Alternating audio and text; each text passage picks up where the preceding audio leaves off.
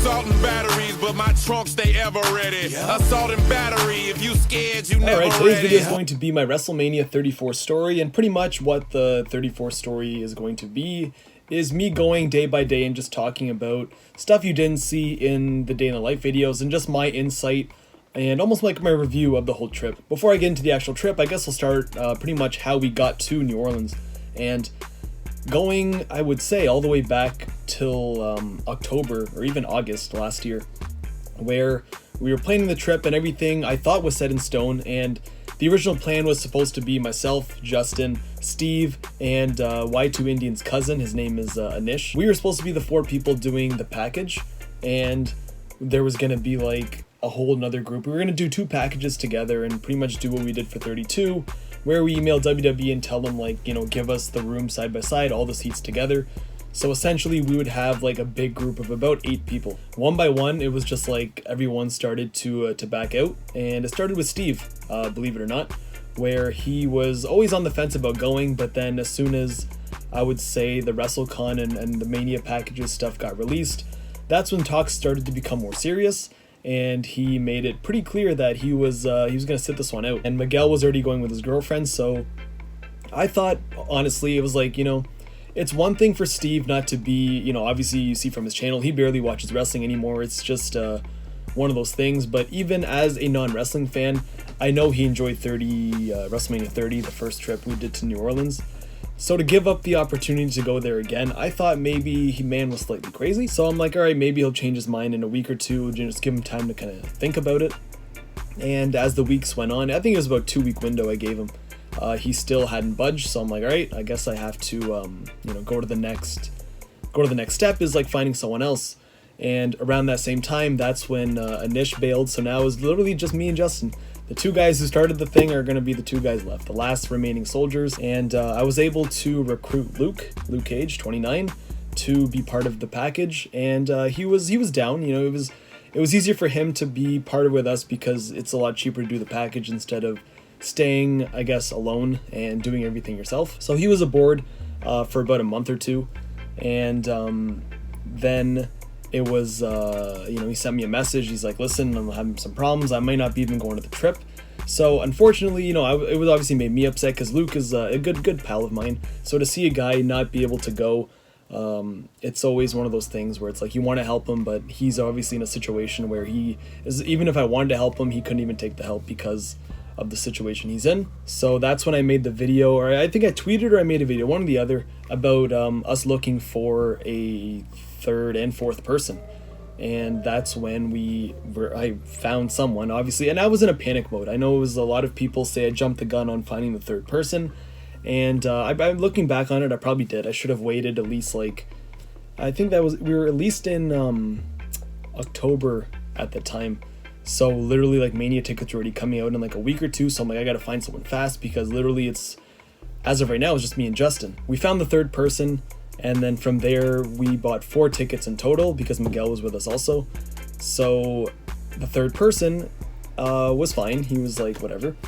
He sent me money up front, you know, as I said in the thing, you take an insurance policy, because, you know, if he backs out, you know, it's his loss, not mine, because I can find someone. But, you know, for you to say you want to go and then money gets sent us, that at least it ensures me that you're at least serious about going. I don't hear from this person from October, November, December, January, and where months are going and I don't hear anything. And the thing with me is, when it comes to stuff like that, when you owe someone money, and especially with me, I'm very, very laid back. And if you know me, if you've ever, you know, if we ever done business together, it's one of those things, I'm very laid back when it comes to the whole money situation, as long as you communicate with me. And I make this very, very clear from the beginning. If there's a problem, if you have some sort of situation, all you have to do is tell me, because in my mind, you're ready to pay, you're ready to do this by the time Mania comes around, or at least build up to it, because I would figure, you know, common sense wise, you would have your full debt paid by the end of the WrestleMania trip. But when a person is over $1,000 in the hole and I don't hear from them in 3 months, it kind of raises a few flags. So I'm messaging the person, I'm like, hey, like, what's the deal? You still going? It's like, yeah, man, I'm still going, like, whatever.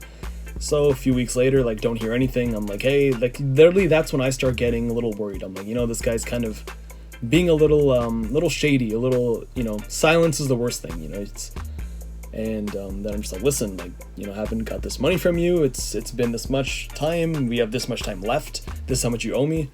And that's when, the truth comes out, when you kind of get put on the spot, and it's like, okay, I didn't want to tell you, but I'm not gonna be able to go. Great. Like, it is literally March at this point. February, mid-February, almost March. We are less than, 2 months away from the trip, and now you're getting this news. So I'm down one person, and same thing happened again. And luckily, this time was a lot easier. I found someone who ended up being Phil, Nightmare 10. As the weeks went on, one of our friends who was from here, he wanted a place to stay. So I'm like, hey, like, we have room for one more. And it would make the cost obviously cheaper for all of us staying there. So he was aboard this time, thinking that because the person's from here, I don't have to have any trust issues, but obviously things happen. And same thing where it's like, I sent you this much money, so like, hey, like, see you never. Eventually things got sorted out, as in like an hour ago, and so everything ended up working out at the end of the day. But a little advice for anyone: if you borrow money from someone, and this is just me being like straight and very frank with you guys, at least communicate with the person. Don't be like a piece of shit and just kind of think that, oh, like, I got what I wanted, I'm just gonna kind of blow off the person and just kind of wait for him to come after you, because I'm not the type of person to come after you. I'll give you the benefit of the doubt. And there's been many times, like a few times, like there's been people I borrowed money from and they couldn't pay me back, and it was literally a simple, oh hey, like, I'm having troubles paying you, like, can you just put it off a little bit more? And I'm like, hey, yeah, sure, like, at least you told me and not left me in the dark on the whole situation. There's been times, and if you guys need proof, like, there's been people a person who borrowed money from me and they couldn't pay me back. So I'm like, hey, you know what? If you can't pay me, at least get me money somehow. So I'm like, go on my YouTube channel, just kick those damn ads. So the man took some time out of his day, and I kept an eye on how much the analytics were going, and that's how he paid me back, by clicking on ads. And as soon as the money got put, I'm like, hey, like, this is how much you've clicked and this is how much left you owe me. And it was literally, that was just simple like that. A simple message just got this guy out of doing that. As long as I get my money at the end of the day, I don't care how I get it. It's done with now, so I guess it's not really much point in me going too much on about it. But once we got into New Orleans now, let's talk about, actually, I spent 10 minutes talking about before we even got into the damn city. My sunglasses broke. This is the first major problem. They're actually right here. I bought these glasses about a year ago, and here's my glasses now. Both lenses came out, both screws are gone. I don't know what happened. You can see in the first picture I took in New Orleans with the Jinder Mahal little poster on the pole. Here's the lens. I had these glasses on, and I brought a backup pair just in case. I didn't think I would actually need them, and nope, I put it on. I took the picture, put these glasses in my pocket, and next thing you know, I take them out. I'm like, where the hell the lenses go? And they're both in my pocket. So, great way to start off the trip. We went to meet up with the Lorenzo Bros, which, as many of you know, well, some of you probably know, there was some little tension between us, and I know it happened through the death of the YWC video, which I made about a year and a half ago, and it rubbed people the wrong way. It wasn't only them. There was a lot of people who sent me very, very hurtful messages. See, they took very much offense to that video, and that's how, things started. There was a lot of unfollowing going on and whatever. So leading up to that whole trip, people were sending me messages like, oh, hey, like, they said this, whatever. Like, it's not a big deal. Like, people say bad things about me all the time. I'm not one to get offended or mad about that kind of stuff. So when we were at the hotel, I'm like, oh, nice. Like, this is going to be, like, the icebreaker. Like, it's either going to go very well or it's going to go turn the whole trip into, like, a big schmoz. I was on Skype, actually, just before with a couple people, and who also are going through their own little drama thing. And we just talked, like, man, if you're going to let drama get in the way of, like, petty drama, high school drama, get in the way of a trip that everyone's looking forward to, who is the bigger piece of shit in this situation? And that kind of got me thinking. I'm like, yeah, like, I've been looking forward to this trip for 2 years now. And I'm not planning on letting a little heat get in the way of us having a good time. So I put my differences aside. It wasn't a big deal. And obviously, honestly, I'm glad I did, because hanging out with them, they were both, and I remember meeting them at WrestleMania 29 very briefly. So this was the first year I actually had a chance to hang out with them for more than 15-20 minutes. They're both great guys. We had a lot of fun. The Muffalata Monday thing started because of them, and it was a very good choice. I could have been the petty person and just kind of ignore them and be an asshole, but just putting your differences aside, and that's another life lesson out of this video, is just let things go. It's really not a big deal. And we went to the Pelicans game, which I go to Raptors games all the time. I love them. One of my favorite things to do is go to Raptors games. And when it comes to outside games like other teams, I've been to Madison Square Garden to watch the New York Rangers versus Pittsburgh Penguins, which was fine. Hockey's always fun to see live, and I hadn't gone in so many years. But basketball, we went to the Mavericks and Knicks game at 32. And then now was Pelicans and Grizzlies. To be honest, I thought the game was really boring. I was ready to leave right after the third quarter. And it's just something about the Raptors' energy, or maybe it's just because I'm so invested in the team. I can't go to another sporting event like a Pelicans or a Grizzlies and actually enjoy myself. It was a fun time, If it was my first basketball game, I'm sure I would have enjoyed it. Or if I don't go to them too often. But the fact that I tried going to a Raptors game at least every couple months, every 2 months, I would say. Just to compare the two, it's just like Raptors are on a whole nother level when it comes to the actual playing, when it comes to the atmosphere. So, that's just a little thing about Pelicans basketball. We went to the Wrestlers Hotel, actually, which was pretty crazy how that happened. We were walking to the game. This is like the beginning. We're walking to the game, and some guy named Brian, I guess he follows me. He follows me, obviously. He just told me that he's staying at that hotel over there, and I didn't know the significance of it. He told me that's where the wrestlers are. He's like, you want to come in? Like, we can just hang out for a bit. And I'm like, sure. Griff and Justin were with me. We went there. We went to the bar, and we got Charlotte. You have Becky Lynn. Like, literally, there was a fair amount of people, like, just sitting there. And it's like, wow, like, here you go. From the way back to the game, we made a stop there, and that's when we met up with the Lorenzo bros. And it's like, hey, like, when do you guys want to go to Bourbon Street? They stayed there for about half hour to like an hour. And we saw guys like Mark Henry, who, like, I'm sure the story is going to get told, but TJ, Y2 Indian, was wearing a TJ Ford jersey, who was a former Raptors player. And Mark Henry was at the basketball game. He had two guests with him. And I shit you not, one of them was TJ Ford. And TJ, Y2 Indian, doesn't know shit about basketball. He bought it just because he wanted to fit in. Like, he says, oh, I bought it because his name's TJ, my name's TJ. Like, he wore the jersey, and he walked right by him, Mark Henry and TJ Ford. And Mark Henry stops him in his tracks. He's like, hey, like, I like your jersey. Like, and Mark Henry's trolling the poor TJ Tishar the whole time. He's like, oh, so, like, I like the jersey you have. Like, who is that? He's like, oh, TJ Ford. And he's like, oh, how high is he on your top favorite basketball players? And TJ, he knows, I'm sure Mark Henry knows this guy doesn't know anything about what's going on. And TJ's like, yeah, he's like on my top, whatever. He's like, oh, like, he's right here. TJ Ford stayed right beside Mark Henry. And Tishar's like, what do I do? Like, I don't even know. So I don't even know how the whole thing played out. And then he saw me in my Raptors jersey. And then Mark is like, hey, did you see that kid walking around with the TJ Ford jersey? He didn't even know who this guy was. Like, do you know who he is? And I'm just like, I kind of put two and two together. I'm like, you're TJ Ford, aren't you? He's like, yeah, it's like, how's it going? I'm like, yeah, cool. And I was going to ask Mark Henry for a picture, but, he kind of, I'm like, yeah, fuck Mark Henry. So that was that. And Bourbon Street, I don't have to, like, show you guys. Monday was, like, Wednesday was such a fun day. It was like a great way to start off the trip. And like I said, most of it was breaking that unwritten tension between myself and the Lorenzo bros. But I drank way too much. And last thing I remember is just, like, being at the wrestlers, like, private party. And I remember I was talking to Justin. Everyone went inside, and I couldn't even stand at this point. I kid you not, I couldn't even stand. I'm leaned up against a wall, and Justin's like, are you okay? I'm like, no, I'm actually not. And he's like, do you want to, like, go in? Actually, I asked him, do you want to go in? He's like, yeah. He's like, do you? I'm like, I would, but I can't. Him being the noble and nice friend that he is, he stayed with me, and I felt bad. I'm looking at him. He's kind of, like, on his phone, like, looking at what's going on, like, taking snaps. And I'm like, hey, like, I gotta suck it up. I'm like, hey, just, like, gave myself a little pep talk. And I'm like, hey, let's go in, Justin. He's like, yeah, and he just ran right in. I'm like, okay, like, sure, just leave me be. And we went upstairs, and I just don't remember anything. I just saw lights, and I have very, very, very light memory of that night. Apparently, I was talking to someone about Matt Riddle's Bloodsport, saying Ishii's going to be there, or someone was going to be there. I don't even remember who I was talking to. Apparently, I was talking to someone, like, of some importance, and I don't know. Thursday was more of the Superstore day. We woke up, and we got in line an hour before the Superstore even opened. And it was fine, you know. That's when I actually met the most amount of people from YouTube who watched my videos. There was a bunch of them just saw me in line, they just came up to me, so we're all in a big group. And once we got into the Superstore, it was like a big mob of people, and the store is so big that it doesn't seem like there's that many people in there. But when you're waiting in line, it's like, holy shit, this lineup is huge.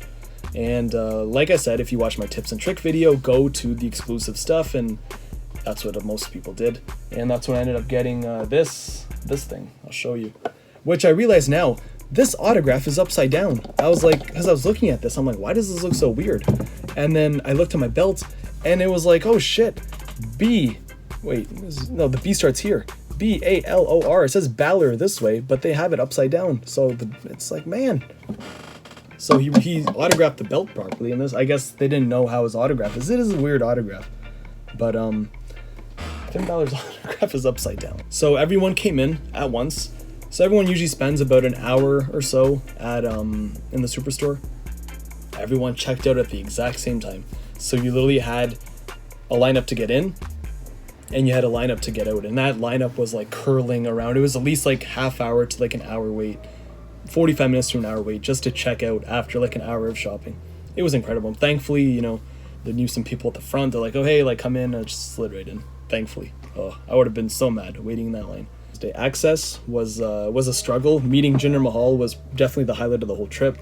And I walked in with the shirt, got in line. I had a feeling it was gonna be at the tap out booth. I'm like, you know, Jinder's all about working out. He's gonna put him at the tap out booth. And went in there. Justin came with me, thankfully.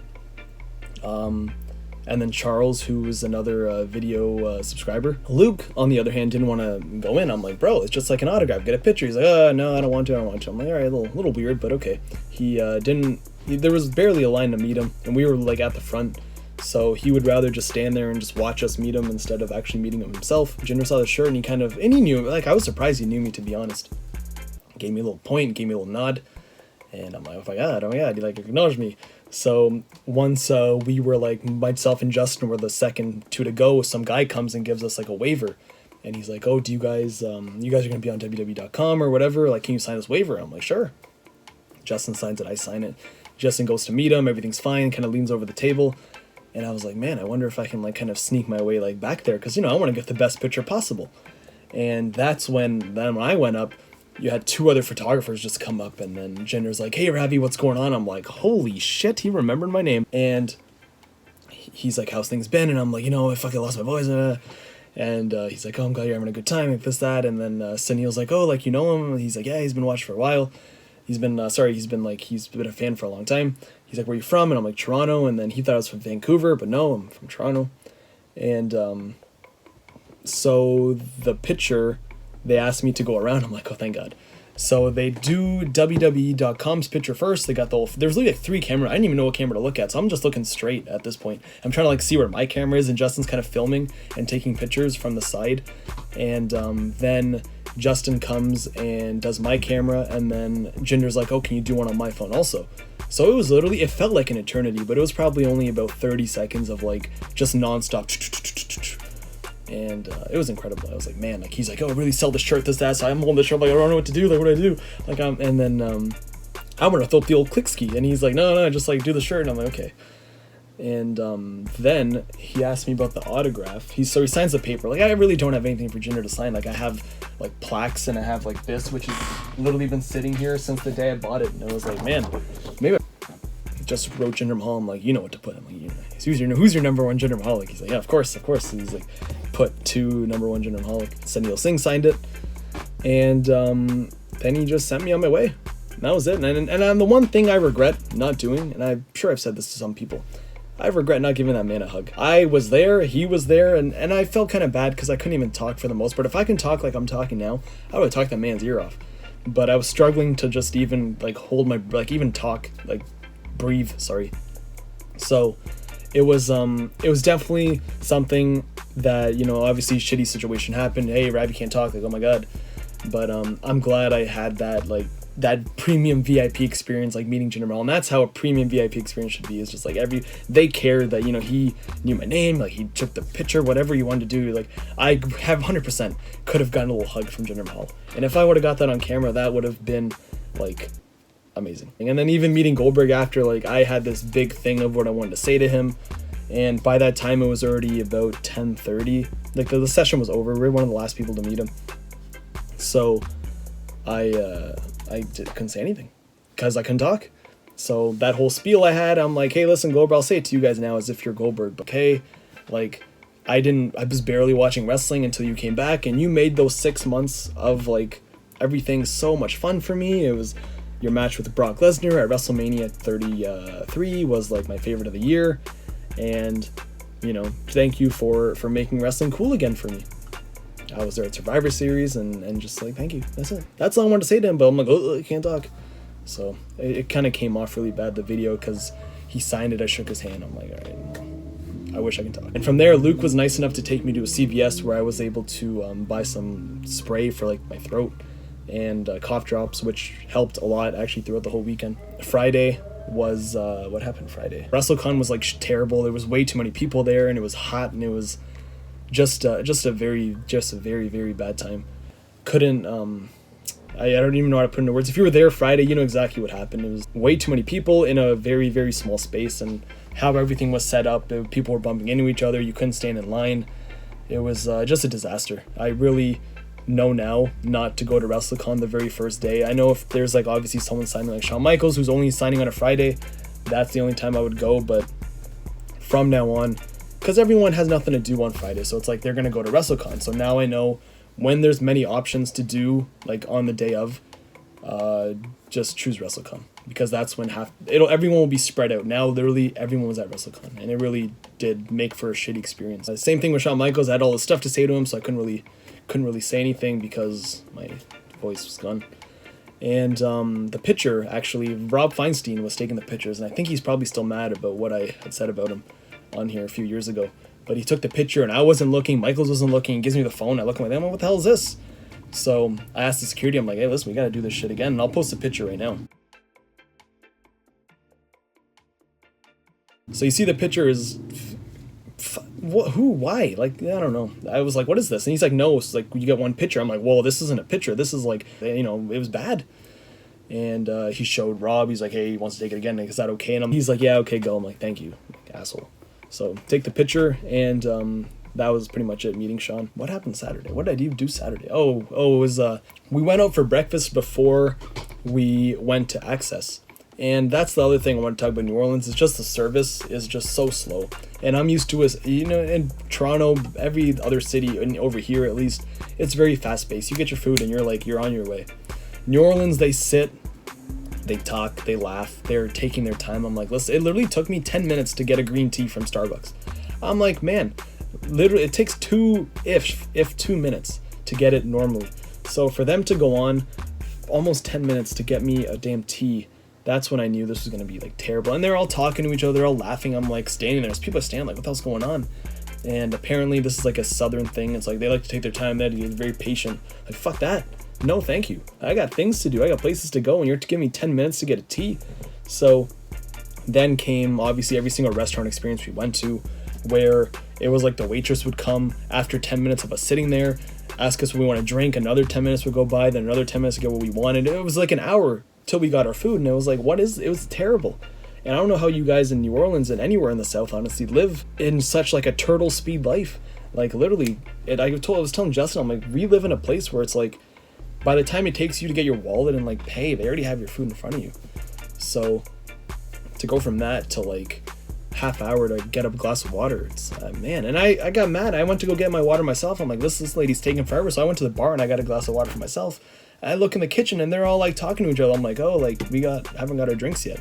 Like, oh, sorry, baby. Like, they're into that whole baby honey thing. Like, don't call me baby. Don't call me honey. Call me sir. And just give me my water. That's it. So it took us forever to get our breakfast. So we ended up being late for Access. And that's when they let the GAs in before the VIPs. Saturday, we didn't end up doing anything at nighttime. I remember specifically because everyone kind of wanted to go out and stuff, but it was like, oh, like, well, everyone's got to wake up early the next day, so let's not bother. So it's like, all right, no problem. Sunday came around, and by this time my voice is somewhat better. I can at least talk to a certain extent. which was I was so thankful for, because like if I meet Stone Cold Steve Austin, a person who I've been wanting to like have a conversation with for so many years, there's like so much I want to tell this man, and it's like I hope like to God that I can at least say something. So got to the Austin signing, and they did the photo ops first. It was very organized. That's one thing I give WrestleCon credit for, is at least the 316 packages. They were so well done. And I don't know how after our package was done, I heard it was like a big disaster, but at least we got our stuff out of the way, which is fine. Like we paid $316 to meet this man, and that's all that should have been given out. The fact that they released more, it was kind of like, why did we pay so much to kind of get that VIP experience when literally every other person in New Orleans met Stone Cold? They should have left it very, very, very limited. They did the photo ops, and I was kind of contemplating, I'm like, do I use the belt? Do I take the picture of the belt?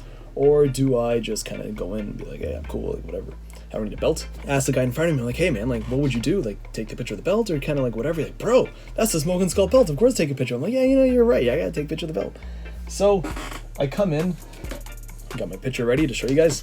I come in to the little booth, shake Austin's hand, and I literally said, I'm like, oh my God, like I shook his man's hand, huge ass hands first of all, and I have the belt in my left hand, thinking that I'm gonna like throw it over, because in your hand you kind of throw it over, and I'm kind of holding it.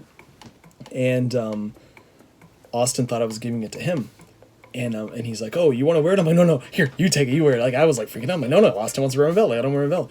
No, you put it on, son. And he literally took the belt and he threw it over my shoulder, and he fixed the bottom because it was kind of like off to the side. He's like, "Oh, let's fix this down here," and he fixed it. I just had the biggest smile on my face, as you can see. I was so happy because, first of all, he's like, "Hey, here you go, son," and is in the most Stone Cold Steve Austin voice ever. He threw the belt on my shoulder and he fixed it up for me, and just an experience that you had to be there. Like I can't stop smiling just talking about it. An experience you have to like live to like be there, and it was one of those things. I'm like, man. And it was just a picture, and we were gone. I was out of there in probably 10 seconds or less. Then came the actual autograph part, where they sent you in a private room, and there was about 4 other people in there with you. There was one guy who would take your stuff, ask you what color you wanted in. But once I got to Austin, I was like, man, like it was quiet. Like it was dead quiet in that room.